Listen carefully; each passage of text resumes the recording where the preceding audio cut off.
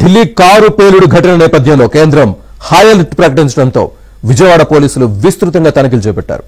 బస్టాండ్లు, railway స్టేషన్లు, malls, రద్దీ ప్రదేశాల్లో తనిఖీలు చేస్తూ ఉండగా కారులో తరలిస్తున్న 75 లక్షల రూపాయల నగదు పట్టుబడింది.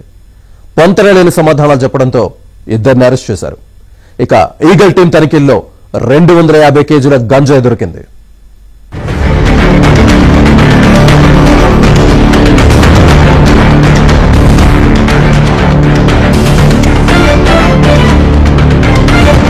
ఆంధ్రప్రదేశ్లో గంజాయి రవాణాను పూర్తిగా నిరోధించేందుకు కూటమి ప్రభుత్వం అన్ని రకాల చర్యలు తీసుకుంటోంది. ప్రత్యేకంగా ఈగల్ టీంలను ఏర్పాటు చేసి విస్తృతంగా తనిఖీలు చేస్తోంది. గంజాయి రవాణాతో పాటు పండించే ప్రాంతాలపైన దృష్టి పెట్టి అడ్డుకుంటుంది.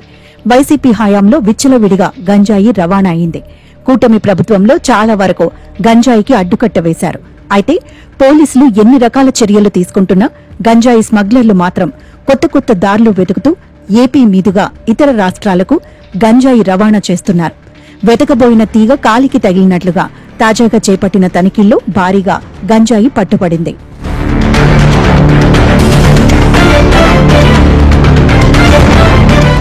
ఢిల్లీలో కారు పేలుడు ఘటన తర్వాత కేంద్ర ప్రభుత్వం అన్ని రాష్ట్రాలను అలర్ట్ చేసింది. సీఎం చంద్రబాబు ఆదేశాలతో డీజీపీ హరీష్ కుమార్ గుప్తా అన్ని జిల్లాల్లో విస్తృతంగా తనిఖీలు చేయాలని సూచించారు. దీంతో సోమవారం సాయంత్రం నుంచి మంగళవారం తెల్లవారుజామున వరకు ఏపీ పోలీసులు బస్టాండ్లు, రైల్వే స్టేషన్లు లాంటి రద్దీ ప్రాంతాలతో పాటు జనసంచారం ఎక్కువగా ఉండే మాల్స్, రోడ్లలో కూడా తనిఖీలు చేశారు. హోటల్స్ కు వెళ్లి అక్కడున్న వారి వివరాలపై ఆరా తీశారు. సమాచారం సరిగా లేని వ్యక్తులను అదుపులోకి తీసుకుని విచారించారు.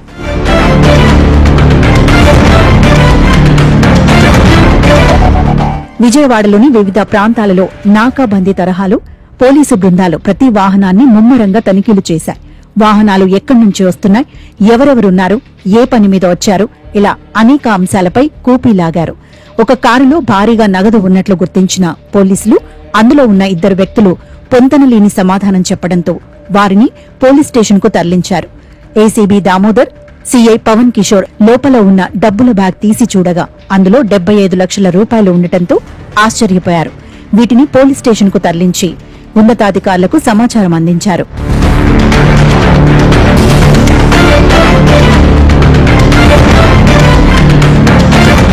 అర్ధరాత్రి ఈగల్ టీం జరిపిన తనిఖీల్లో భారీగా గంజాయి పట్టుబడటంతో కలకలం రేగింది. సోమవారం జరిపిన సోదాల్లో పుల్వానా రకం గంజాయిని ఈగల్ అధికారులు స్వాధీనం చేసుకున్నారు. ఏపీ మీదుగా ఉత్తరప్రదేశ్, మధ్యప్రదేశ్, పంజాబ్, హర్యానాకు గంజాయి సరఫరా చేస్తున్నట్లు నిర్ధారించారు. అంతర్రాష్ట్రాల ట్రాన్స్పోర్ట్ సర్వీస్ పేరుతో గంజాయి సరఫరా చేస్తున్నట్లు గుర్తించారు. 250 కేజీల గంజాయితో పాటు 4 లారీలు, ఒక కారును స్వాధీనం చేసుకుని నిందితుల్ని అరెస్ట్ చేశారు. ఒడిశా, విశాఖ ఏజెన్సీ ప్రాంతం నుంచి గంజాయి తరలించి విజయవాడ కేంద్రంగా ఇతర రాష్ట్రాలకు రవాణా చేస్తున్నట్లు నిర్ధారించారు. ఎవరికీ అనుమానం రాకుండా కస్టమైజ్ చేసిన వాహనాల్లో గంజాయి తరలిస్తున్నారని కేంద్ర ప్రభుత్వం అలర్ట్తో ఏపీ మొత్తం విస్తృతంగా తనిఖీలు చేసినా విజయవాడ గంజాయి రవాణాకు అడ్డాగా మారిందని మరోసారి రుజువైంది. పోలీసులు సాంకేతిక పరిజ్ఞానం ద్వారా రవాణాను నియంత్రించినా పూర్తిగా అరికట్టేలా చర్యలు తీసుకోవాల్సి ఉందని ప్రజలు అంటున్నారు.